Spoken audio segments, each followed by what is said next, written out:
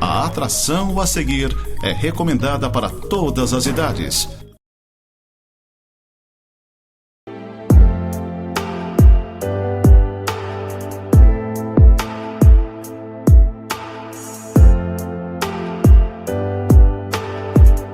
Olá, gente amada, gente querida, que a graça do nosso Senhor Jesus Cristo esteja com você, em meio à sua família, em meio à sua casa. É sempre uma honra, uma satisfação poder dirigir mais uma edição do programa Momento de Santidade. A gente sempre tem uma expectativa de onde esse programa vai chegar, as pessoas que vão receber, e eu faço isso com muita alegria, esperando que alguma coisa nova aconteça, algo seja gerado no seu espírito, no seu coração em termos de novidade. Eu tenho trabalhado aqui, se você tem percebido, sobre a cruz de Jesus, e nós vamos partir hoje do Evangelho de Mateus, capítulo 27, no verso 36, aonde diz: "E assentados ali o guardavam." E assentados ali o guardavam. Naturalmente, esse texto, ele nos remete ao cenário da crucificação de Jesus. E ele foi crucificado, como nós vimos em um dos programas anteriores, entre dois malfeitores. Algumas versões falam em ladrões, eu prefiro ficar com essa versão de malfeitores, porque os dois agiram mal e, como consequência das suas atitudes erradas, foram crucificados. Jesus então estava ladeado por dois malfeitores crucificados, enquanto um blasfemava contra Jesus e certamente depois da sua morte estaria sendo direcionado ao inferno. O outro, ele clamava por salvação, e o Senhor Jesus disse: "Hoje mesmo estarás comigo no paraíso." Alguém que clamou, que pediu no momento derradeiro da sua vida e foi agraciado com a salvação eterna. Hoje nós vamos focar um pouquinho naquilo que os soldados fizeram e disseram junto à cruz de Jesus. Primeira coisa, os soldados estavam indiferentes diante da cruz. Indiferentes diante da cruz. Diferentemente do que alguns pensam e entendem, o método de crucificação não era um método romano. Os romanos o adotaram dos persas. Então isso começou há muitos anos atrás, e Alexandre o Grande, no ano de 330 a.C., ele introduziu essa forma de execução, que era uma forma atroz, dolorida, dolorosa, sofrida. A pessoa morria, além das pisaduras, das machucaduras, dos cravos, dos pregos, elas morriam asfixiadas, sem ar, não conseguiam mais puxar devidamente o ar. Os soldados, eles estavam acostumados a esse método. Para você ter uma ideia, no ano de 71 a.C., isso aqui é só para você entender a atrocidade que era. Ano 71 a.C., em um só dia foram crucificados 6.000 malfeitores. 6.000 em um dia. Então você imagina as legiões romanas procedendo àquelas crucificações, e aquilo para eles era uma coisa tão banal, tão corriqueira. Para esses soldados aqui, a crucificação de Jesus era apenas mais uma. Era mais um que estava sendo crucificado, acusado de alguma sedição, de alguma coisa errada, acusado, nem sempre comprovado, mas acusado. Então o que acontece? O que aconteceu? Aqueles soldados haviam participado da mutilação de Jesus. Eles o haviam açoitado ferozmente, vorazmente. As costas de Jesus estavam totalmente dilaceradas. Para quem assistiu aquele filme do Mel Gibson, A Paixão de Cristo, eu tenho uma noção, estou dizendo uma noção, porque foi bem mais grave e profundo do que aquilo, aonde as costas de Jesus, com os açoites, com aqueles grampos, aqueles ossos, aqueles pregos, aquilo foi arrancando a carne, e Jesus ficou com as costas totalmente abertas, machucaduras, pisaduras fortes, dolorosas, que fizeram Jesus sofrer demais. Mas para os soldados, aquilo era mais um. Eles não lembraram dos milagres que Jesus fez, né? Porém, quem morreu naquele dia efetivamente? Quem é que estava no centro, não à direita e não à esquerda, como os malfeitores, mas no centro daquela crucificação? Morreu alguém de quem os profetas falaram, especialmente Isaías 53. Jesus, que foi levado como ovelha ao matadouro, que não abriu a sua boca, ele simplesmente foi humilhado, padeceu, foi crucificado, morto, sepultado. Então nós temos lá em Isaías 53 todo esse relato da dramaticidade, da dor que o Senhor Jesus passou no ato da sua crucificação. Então era alguém que estava ali, de quem os profetas falaram, de quem os profetas anunciaram. Alguém que foi concebido milagrosamente, como nós vimos esses dias, poucos dias atrás.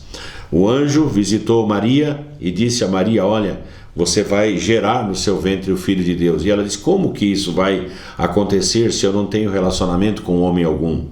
Então o anjo disse: a sombra do Altíssimo vai te envolver, e o ente que vai nascer de ti é um ente santo, é um ente sagrado.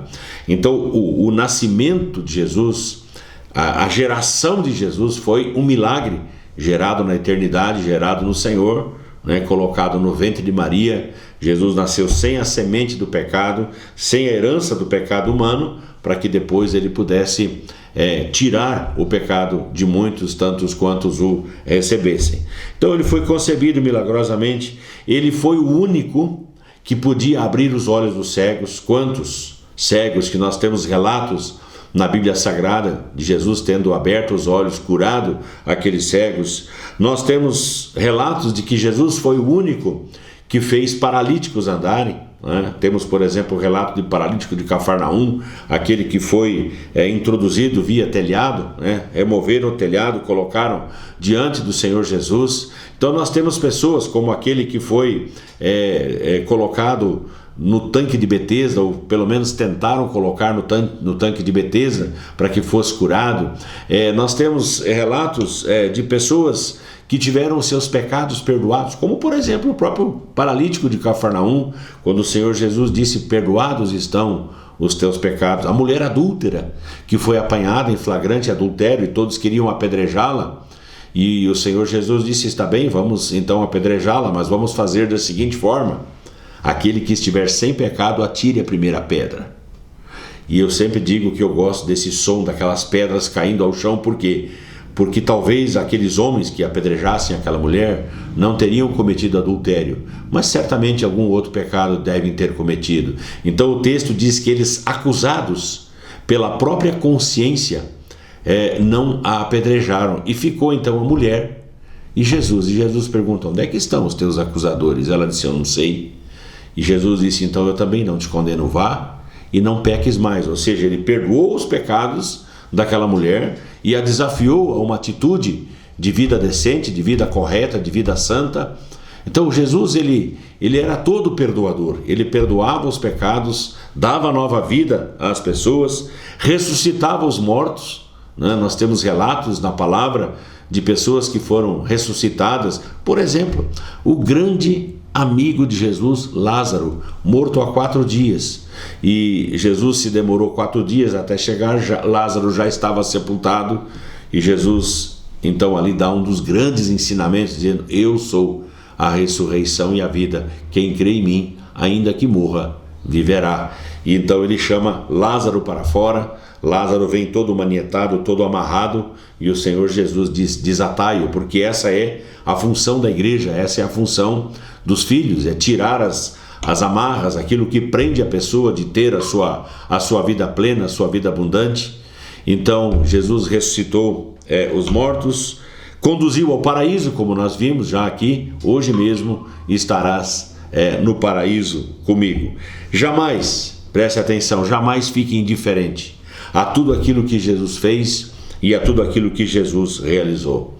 João capítulo 3, verso 16, talvez o texto mais conhecido da Escritura Sagrada, o texto que nós chamamos de Bíblia em miniatura, diz que Deus amou o mundo de tal maneira que Ele deu o seu Filho unigênito para que todo aquele que nele crê não pereça, mas tenha a vida eterna. Então Deus, ele presenteou a mim e a você com a vida de Jesus, para que os nossos pecados fossem perdoados, purificados, e nós pudéssemos ter um dia a vida eterna com o Senhor. João capítulo 3, verso 16. Em Romanos 5, verso 8, diz que Deus prova o seu próprio amor para conosco pelo fato de ter Cristo morrido por nós, sendo nós ainda pecadores. Ele prova, ele demonstra o seu amor, ofertando o seu melhor, ofertando Jesus para que pudesse perdoar todos os nossos delitos e pecados. E o que nós vemos hoje, diante de tudo isso que eu tenho falado? O que é que nós vemos é uma indiferença muito grande. Você fala do amor de Deus, você fala do sacrifício de Jesus, e as pessoas estão lá, braço cruzado, como se não fosse com elas, como se nada tivesse acontecido, totalmente indiferentes à mensagem da cruz. Isso não é possível de acontecer. Sabemos sim, ontem ainda estava em um grupo de amor e cuidado, e nós conversávamos sobre essa terrível apostasia que vai vir antes da volta gloriosa de Jesus, e talvez até estejamos já vivendo isso, que é esse abandono, não sei se proposital, consciente ou inconsciente, eu não saberia dizer aqui, mas esse abandono da fé, esse abandono de Deus, esse abandono de Jesus, essa indiferença para com a mensagem da cruz, a mensagem do Evangelho. Foi feita uma pesquisa, não vou aqui falar sobre o país, mas um país muito conhecido, onde as pessoas praticamente não creem em Deus, são praticamente todos ateístas ou ateus, não têm qualquer ligação com Jesus, não conhecem Jesus, o Jesus da Bíblia, o Jesus do Evangelho. Então, é isso que tem acontecido. Aqueles soldados, voltando para o nosso texto, estavam totalmente indiferentes à cruz do Senhor Jesus. Segunda coisa, aqueles soldados observavam a cruz na hora mais decisiva da história. Presta atenção, na hora mais decisiva da história, aqueles soldados simplesmente olhavam para aquela cruz onde o Senhor Jesus estava pendurado. Quem estaria diante da cruz? Naturalmente, os soldados, evidentemente, que estavam ali para guardar, para fazer a execução, os sacerdotes, que incitaram, vamos dizer assim, Pilatos a liberar a crucificação de Jesus. Então os sacerdotes estavam ali para ver o cenário final, os soldados, como eu falei, os fiéis seguidores, aqueles mais apegados, mais chegados a Jesus, como a sua mãe, Maria Madalena,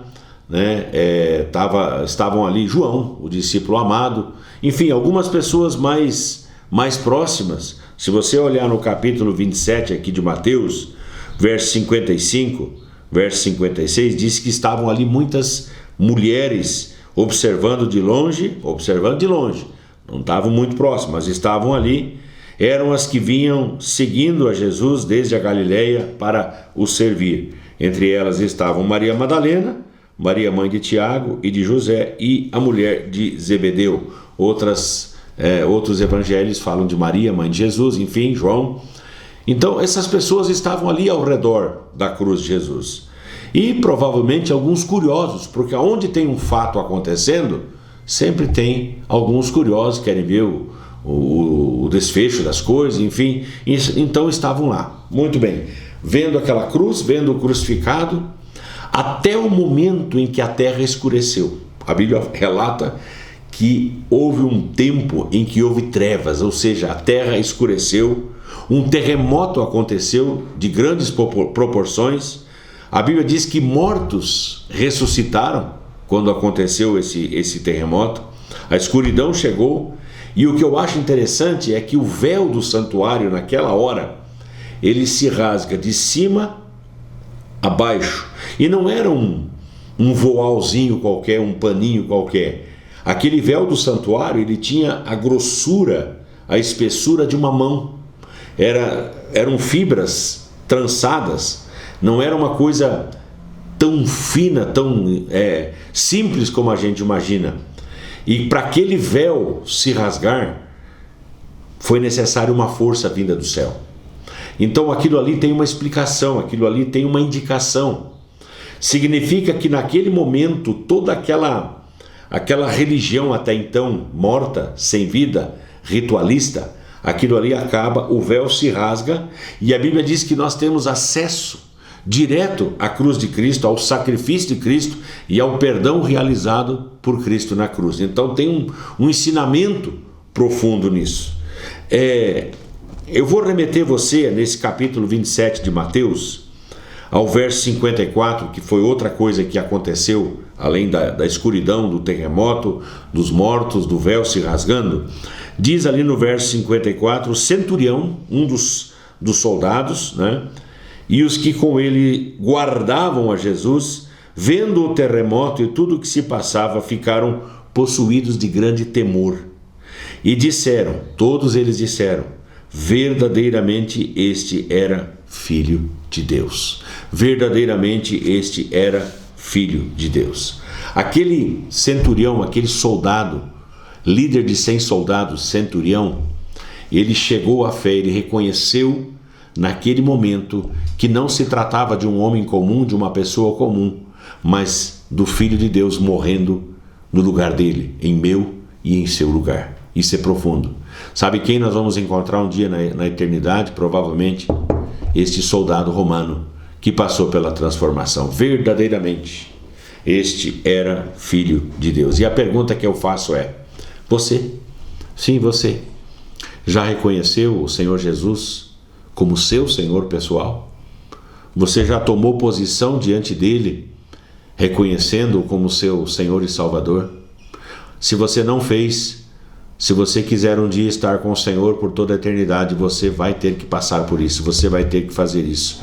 Você vai ter que dizer: Jesus Cristo é o meu Senhor. Eu creio que Ele morreu em meu lugar, pelo meu pecado, pela minha salvação. Você vai ter que dizer isso, confessar isso, se você quiser ter o seu nome arrolado no livro da vida e ser contado entre aquelas pessoas que serão salvas. Essa é a pergunta que fica. Você já fez essa confissão como esse soldado romano? Você já clamou como aquele ladrão crucificado ao lado de Jesus, clamando pelo paraíso, clamando pela vida eterna? Se não fez, vai precisar fazer. Terceira e última coisa que eu quero compartilhar com você a partir daquele versículo de Mateus 27:36, os soldados observavam indiferentes na hora da maior demonstração de amor de Deus. Eles estavam indiferentes diante da cruz, eles observavam a cruz na hora mais decisiva da história, foi o segundo ponto que eu trabalhei, e o terceiro ponto que eu quero trabalhar, eles estavam indiferentes na hora da maior demonstração de amor de Deus. Naquela cruz estava a demonstração prática, vívida, do amor de Deus por mim e por você. Estes soldados que observavam aquela cruz, eles ouviram as 7 palavras que Jesus disse na cruz. A primeira delas, registrada em Lucas 23:34, foi quando o Senhor Jesus disse: Pai, perdoa-lhes porque não sabem o que fazem.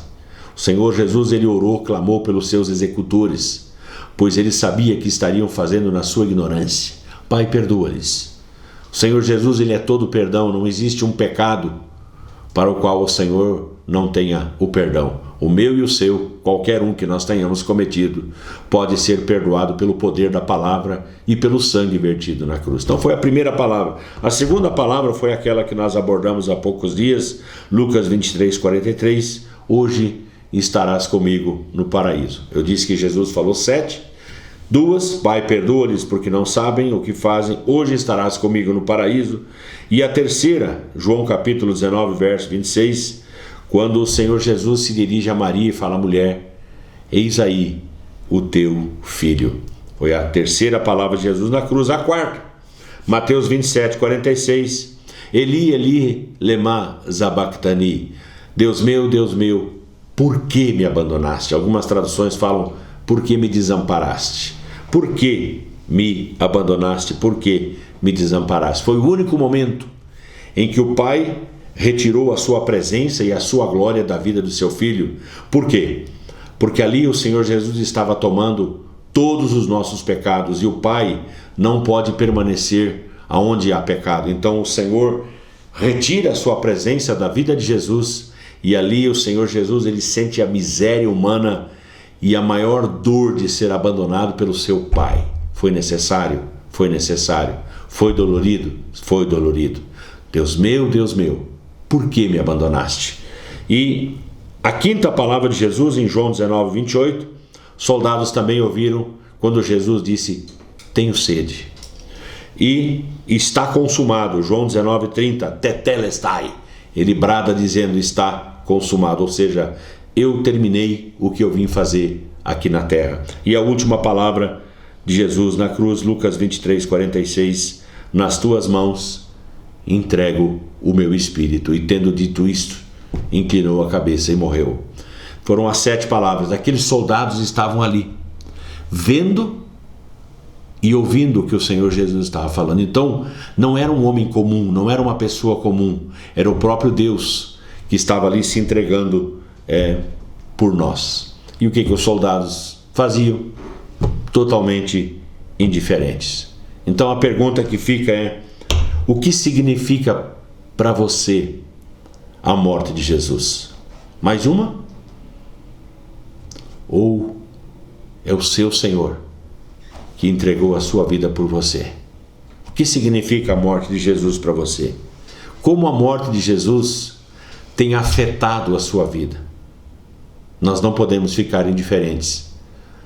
Mais cedo ou mais tarde, cada um de nós vai ter que comparecer diante do Senhor e dizer sim, porque o não já está dito. Isso é duro. Você tem que dizer sim, porque o não já está dito. Tá bom? Vamos pensar nisso? Que Deus abençoe e vamos orar. Pai, mais uma vez, com muita alegria no coração, eu chego a esta programação, dividindo, repartindo um pouco da Tua Palavra, alguns preceitos e ensinamentos que o Senhor tem nos deixado. Agradecemos pela vida de Jesus, agradecemos por tudo aquilo que Ele viveu e ensinou, agradecemos por cada um dos seus milagres, agradecemos por cada uma das suas palavras, agradecemos por seu sacrifício vivo, santo e agradável, agradecemos porque a cruz não foi um acidente da história, não foi apenas uma execução persa ou romana, mas foi a grande demonstração do teu amor para conosco, entregando o seu Filho unigênito, para que todo aquele que nele crê não pereça, mas tenha a vida eterna. Muito obrigado, Paizinho. Obrigado pelo teu amor, obrigado por essa oferta graciosa. Nós aceitamos e recebemos o sacrifício de Jesus, confessando-o neste momento como nosso Senhor e nosso Salvador. Sempre oramos e o fazemos em nome do Senhor Jesus. Amém e amém. Gente amada, gente querida, fiquem todos debaixo da graça e da unção do Senhor.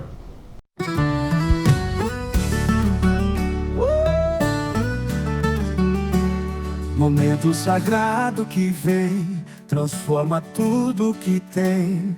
Coração se abre então, para seguir na missão. Restaurando cada alma, trazendo paz e calma. Vida nova renasceu, fé no amor que cresceu. Ó Jesus, nosso guia, amor e fé todo dia. Gratidão no coração, para sempre em oração. Luz divina brilhar, nos faz juntos caminhar, transformando o coração para sempre em oração. Luz divina brilhar, nos faz juntos caminhar, transformando o coração em cada gesto uma canção. Cuido com carinho do nosso irmão vizinho, com fé a nos erguer, amor ao próximo viver. Ó Jesus, nosso guia, amor e fé todo dia.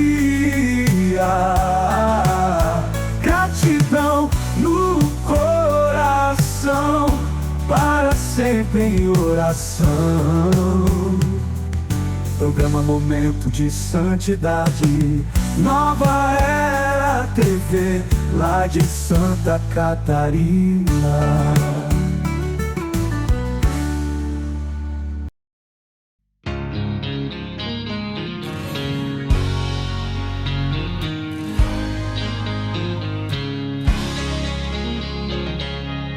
Eu sirvo um Deus que faz milagres todo dia. Ele é o Deus que faz sinais e maravilhas. Só Ele é Deus sobre a terra e o céu. Ele é grande, Ele é bom e fiel. Ele me deu todo o amor do céu, tão divino. Seu Filho Jesus, que naquela cruz mudou meu destino. Quando eu pensei estar só, não estava, porque o meu Deus me acompanhava. Ele é o que eu preciso todos os dias. Ele é a verdade, estou seguro, pois Ele não muda, não tem variação. Esse é o Deus que eu tenho comigo no meu coração.